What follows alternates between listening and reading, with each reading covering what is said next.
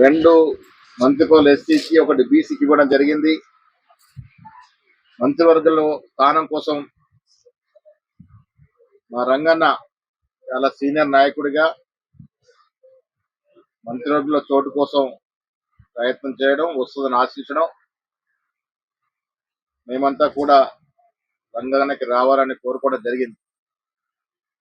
సమీకరణలు దృష్ట్యా ఈ రాష్ట్రంలో కుల సర్వే చేసిన దృష్ట్యా చాలా కోణాల నుంచి ఏఐసిసి పెద్దలు ఆలోచించి 3 మాత్రమే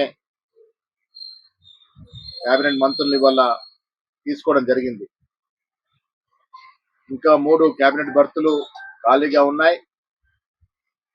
ఇవాళ రంగారెడ్డికి వచ్చినప్పుడు రంగన్న కానీ వారి నాయకత్వంలో పనిచేసే కాంగ్రెస్ సీనియర్ నాయకులు కానీ కార్యకర్తలు కానీ వారి కోరిక సమంజసమైనది. ఈ రాష్ట్రంలో హైదరాబాద్ రంగారెడ్డి ప్రాంతంలో దాదాపు 40% పైగా జనాభా, ఈ రాష్ట్ర జనాభాలో 40% జనాభా ఈ ప్రాంతంలో ఉంటారు.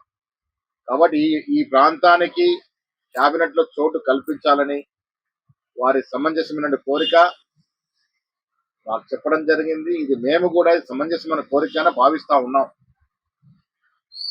రంగన్న గారితో మాట్లాడడం జరిగింది. వారి నేతృత్వంలో పనిచేస్తున్నటువంటి ప్రజాప్రతినిధులు కార్యకర్తలతో మాట్లాడడం జరిగింది. వారి ఆవేదన, వారి బాధని కూడా వినడం జరిగింది. ఇవన్నీ కూడా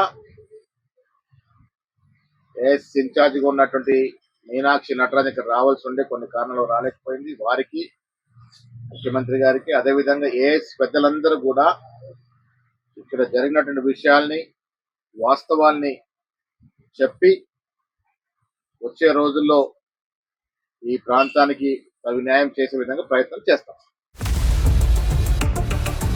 For latest updates on India Pakistan, download our TV Live app.